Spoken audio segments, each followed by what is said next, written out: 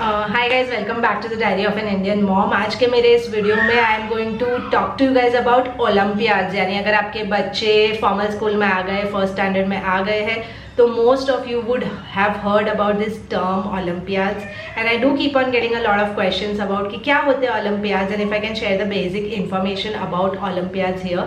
So इस video में मैं सब कुछ बताने वाली हूँ, क्या होते हैं Olympiads, किसके लिए होते हैं, कौन सी organizations conduct करती है, my view on whether you should be taking them or not. I'll also try to show like a sample paper एक आध सब्जेक्ट का a little bit, so that आपको थोड़ा सा आइडिया है कि किस तरह के questions होते हैं उसमें and all of that. Just a little disclaimer, vacation चल रहा है, दोनों बच्चे बाहर खेल रहे हैं, बहुत सारा बैकग्राउंड आवाज़ आने का चांस है, so please bear with that. And having said that, let's just begin the video. Okay, so starting with what exactly are olympiads. Olympiads basically एक असेसमेंट टेस्ट होता है for different subjects for different age groups. ये national level पे और international level पे conduct किए जाते हैं।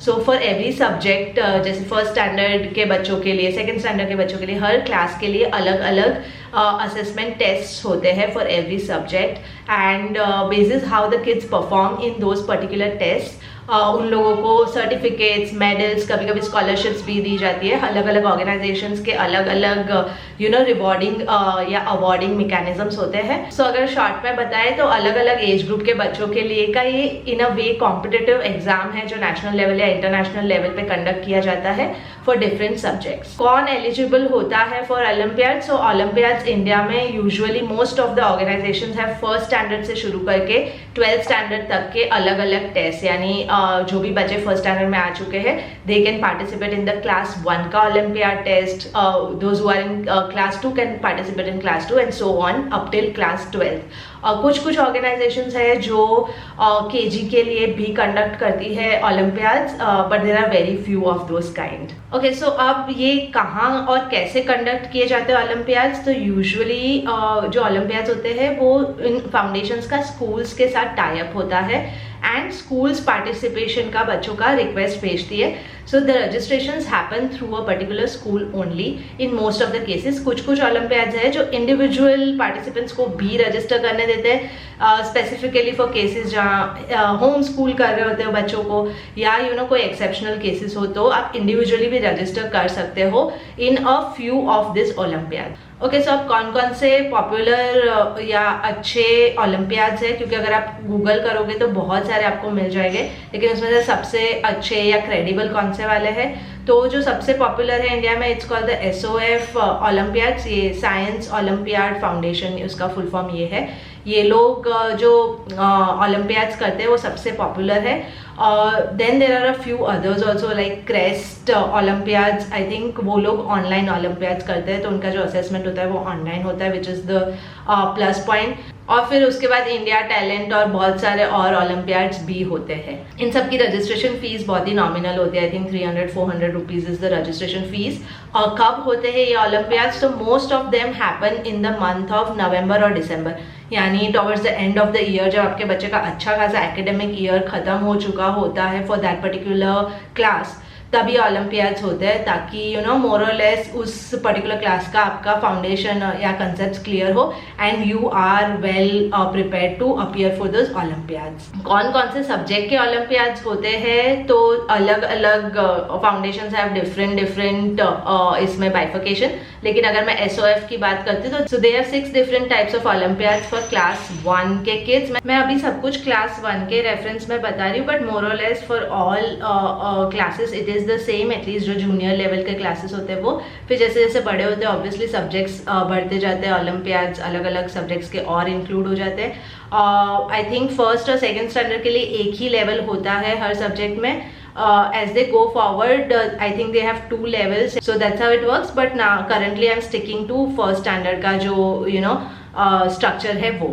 So which all subjects are covered? तो एक होता है मैथ्स ओलंपियाड, एक होता है रीजनिंग ओलंपियाड, एक होता है इंग्लिश ओलंपियाड या स्पेल बी, एक होता है जनरल नॉलेज ओलंपियाड, एक होता है कोडिंग से रिलेटेड और एक होता है साइंस से रिलेटेड। So this are the 6 different olympiads. आपको जरूरी नहीं कि सारे में पार्टिसिपेट करो, you can pick 1 or 2 also. आप अलग अलग ऑर्गेनाइजेशन से भी अलग अलग कर सकते हो। So this are all independent of each other, खाली ये सारे ऑप्शंस अवेलेबल है इसमें से आप जो भी करवाना चाहो, ना करवाना चाहो, अलग अलग मिक्स एंड मैच करना चाहो ऑर्गेनाइजेशन के, it completely depends on you.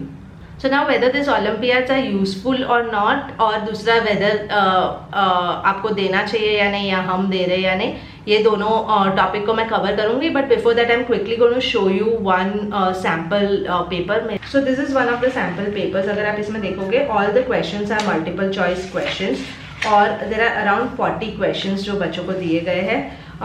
Some of the questions, if you just want to have a look, which is the biggest number in the circle, which is the smallest number out of this, how many alphabets are there in the word mother, ten tens make how many, इसमें गलत answer किया है इसमें. Eight the following, ये किसी और की book है, उसने पूरा सॉल्व किया हुआ है, so just bear with it. ये बेसिक एडिशन है. On a tree 7 butterflies are there, 9 are flying around, how many are there in all. तो वर्ड प्रॉब्लम्स, जो अगर आप हमारे you have been buying our worksheet sets, you would know कि most of this gets covered in all of the different types of worksheet sets that we have. In an exam, 1 mark, teacher gives 1 star, Smith has scored 10 marks. How many stars will it get? तो ये थोड़ा सा logical reasoning plus maths का question है. Subtract the following, basic subtraction है. Smith's grandfather is 58 years old, his grandmother is 5 years younger than his grandmother. What is her age? तो कुछ question है ना, वो वैसे सिंपल है, बट बच्चों को ब्रेक डाउन करके समझने में हो सकता है थोड़ा सा प्रैक्टिस की ज़रूरत पड़े. Which one of the following options is equal to 54, और 12 months have dash many weeks and dash many days. फिर ये है if this plus this is equal to 4, तो व्हाट इज दिस. तो इसमें पहले बच्चों को इसकी वैल्यू क्या होगी ये समझना पड़ेगा, तो ये थोड़ा सा डिफिकल्टली लेवल हाई है. What is the time, when the long hand is at 12, short hand is at 1, कितने बजे होते हैं. At the following, complete the series. फिर which has a square face, shapes के बारे में है. How many different geometrical shapes can you find here. Shape, money related question है सारे. What is the total, so it's addition plus money. Total value क्या है इसकी ये बतानी है. किसकी लीस्ट वैल्यू है. Which month comes after December, कौन सी सीजन है. So this kind of questions. I am not going through all, but like I said, अगर आपने हमारे मैथ वर्ड प्रॉब्लम्स वाला और जो दूसरा वाला सेट है स्ट्रैटेजीज वाला, if you taken, more or less these questions are on those lines. अब इन ओलंपियाड्स की प्रिपरेशन भी करनी पड़ती है, बिकॉज लाइक यू सी बहुत सारे क्वेश्चंस है जो बच्चों के लिए नया फॉर्मेट हो सकता है, खास करके फर्स्ट स्टैंडर्ड के बच्चों के लिए who are like doing this for the first time. So बहुत सारे तरीके हैं उसकी प्रिपरेशन करवाने के. ये ऑब्वियसली आप वो ले सकते हो, क्लासेस भी देते हैं बहुत सारे लोग, which I think is unnecessary. But दूसरा है आप अपने घर पे ही you can give them enough practice इस टाइप के क्वेश्चंस में. You can use worksheet sets like आज जो हमारे पास है, या you can try to find some sample question papers जो पिछले साल के ओलंपियाड्स के आपको ऑनलाइन मिल जाए. That you can try and give them and stuff like. But या basically you will have to devote time and make your kids prepare for this particular thing. I think थोड़ा सा preparation चाहिए होगा. एक बार बच्चों को समझ आ जाए कि किस तरह के क्वेश्चन को कैसे एनालाइज करते हैं, they should be able to do it very well. अगर आपको बाकी के सब्जेक्ट्स में क्या पूछते हैं वो देखना है, तो गूगल पे आपको मिल जाएंगे सैम्पल क्वेश्चंस. पूरे नहीं मिलेंगे, लेकिन at least one page of each आपको मिल जाएगा, तो आपको थोड़ा सा आइडिया आ जाएगा कि किस तरह के क्वेश्चंस होते हैं. अबाउट द फैक्ट कि do I think this olympiads are useful, और क्या हम अथर्व को दिलवा रहे हैं ये ओलंपियाड्स. सो या obviously this olympiads are very useful, क्योंकि अगर आप देखोगे the kind of questions they are asking, it's about जो भी उन्होंने कंसेप्ट सीखे हैं उसका एप्लीकेशन बेस्ड क्वेश्चन है, which is a very good thing कि आपको एक वो thinking, critical thinking abilities develop करता है वो. And be the good part is कि ये ऐसा नहीं है कुछ एडिशनल बच्चों को सीखना है. दिस एक्चुअली फॉलोज जो स्कूल का करिकुलम होता है उस पर्टिकुलर क्लास का, उस करिकुलम को ही ये लोग फॉलो करते हैं और वही टॉपिक से रिलेटेड क्वेश्चंस होते हैं. So again it's not like कि आपको आपके बच्चे को ज़्यादा पुश करके अपनी एज से ज़्यादा की चीज़ें सिखानी पड़ेगी. तो डेफिनेटली यूजफुल है, is what I am trying to say. Whether हम लोग अथर को दिला रहे या नहीं दिला रहे, नो, एज ऑफ नाउ हम लोग अथर को नहीं दिला रहे. आई don't no later on next year या इस साल भी अगर माइंड चेंज होता है तो I am not too sure, but at this point नहीं दिला रहे. कोई ऐसा नहीं है reason specific. I just list down the advantages and disadvantages according to me, and then obviously आपके केस में जो भी फिट बैठता है उस हिसाब से आप अपना कॉल ले सकते हैं. So advantages definitely like I mentioned is the fact कि एक तो सिलेबस को फॉलो करता है, so you don't have to like do, it's like not like एक एक्स्ट्रा प्रेशर वाला चीज़ जिसमें आप नई नई चीज़ें सिखा रहे हो। दूसरी चीज़ ऑब्वियसली द फैक्ट के बिकॉज यू नो ये एक कॉम्पिटिटिव एग्जाम है, वो एक थोड़ा जो डिसिप्लिन वाला फैक्टर होता है, बच्चों का समझना कि मल्टीपल लोग एग्जाम दे रहे हैं, तुम भी एग्जाम दे रहे हो, एक पर्टिकुलर टाइम फ्रेम में बैठ के चीज़ें सॉल्व करना फोकस से। So all of those elements ना जो असेसमेंट के साथ आते हैं दोज आर ग्रेट, यानी उसको वो डेवलप कर सकता है। ऑब्वियसली प्रिपरेशंस के टर्म्स में you will also be devoting some time for them to prepare on it, so that is also an additional thing कि उनको एक एडिशनल एक्सपोजर मिल रहा है। It also is really good in terms of you being able to understand कि आपके बच्चों की क्या स्ट्रेंथ्स एंड वीकनेस है। यानी बहुत बार जब इंडिपेंडेंटली हम घर में बच्चों को चीज़ें करते हुए देखते हैं तो वी ऑब्वियसली थिंक कि ये या तो बहुत अच्छा कर रहा है या तो बहुत खराब कर रहा है अकॉर्डिंग टू आवर परसेप्शन। लेकिन जब आप इस तरह की कॉम्पिटिटिव एग्जाम्स या यू नो असेसमेंट्स ट्राई करते हो तो ऑन अ नेशनल लेवल आपको आइडिया आएगा कि आपके बच्चे की स्ट्रेंथ्स एंड वीकनेस क्या है, not only from an academic perspective, but हो सकता है कि आपको पता चले कि बच्चा को सब कुछ आता है लेकिन he is not able to do it quickly. The speed is a thing that you might want to work on. आपको पता चले कि उसको आता है लेकिन वो क्वेश्चन को ब्रेक डाउन करके समझ नहीं पाता है, तो you know that's the area you can work on. Subject specific भी आपको आइडिया आ सकता है कि मैथ्स में इज डूइंग रियली वेल पर इंग्लिश में नहीं। So it's a great way to know the strengths and weakness, खास करके like for us because I have mention था कि स्कूल में देर आर नो असेसमेंट्स और एग्जाम्स, ओके, और ये बहुत देर तक 6th स्टैंडर्ड तक नहीं है, और मैं हर बार ये बोलती रहती हूँ, but it's like that something that we really wanted और इसीलिए हमने ये स्कूल चूज़ किए। But at the same time you know वो एक फैक्टर कभी कभी लगता है कि we don't really know exactly, you know, हम जैसे as a parent I do devote a lot of time Athar को घर पे बहुत सारी चीज़ें करवाने में, सो मेरे को फिर भी थोड़ा सा आइडिया होता है इन टर्म्स ऑफ अथर की strengths weakness, where he stands, उसकी स्पीड कैसे, उसकी हैंडराइटिंग कैसे। बहुत सारे पेरेंट्स के पास उस टाइप का टाइम नहीं होता जहाँ वो बेसिकली वो स्कूल में जो कराते हैं वही मैक्सिमम करवा सकते हैं, तो then you don't really get to know कि बच्चों की क्या स्ट्रेंथ्स एंड वीकनेस है, बच्चे कहाँ स्टैंड करते हैं, if you don't have any assessments, right. तो उस केसेस में तो ये हो सकता है कि हेल्पफुल हो।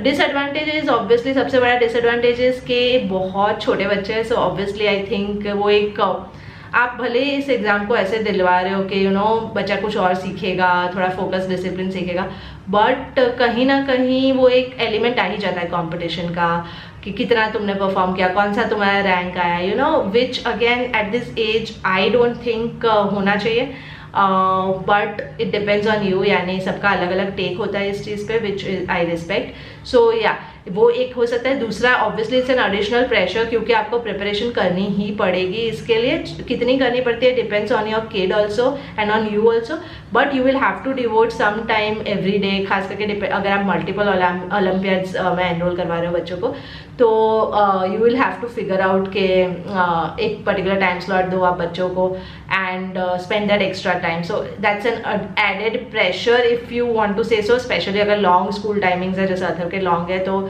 मुझे बेसिकली फिर इसके बाद ये एक एडिशनल प्रेशर टाइप का ही लगता है। So that's another disadvantage. Third disadvantage जो मुझे लगता है, जो I think I don't know नवंबर दिसंबर तक शायद उतना ना रहे, but at least at this age बच्चे इतना फ्लुएंटली अभी रीड करके कॉम्प्रीहेंड नहीं करते, एज इन उन्होंने समझना शुरू ही किया है। So if unless it's a digital or an online Olympiad, हो सकता है उनके लिए वो समझ पाना क्वेश्चन को उसमें ही काफ़ी टाइम उनका चला जाए, या बहुत सारी बार वो क्वेश्चंस को समझ ही ना पाए या पढ़ ही ना पाए, जिसकी वजह से they are not able to perform and you know that might be like an added problem.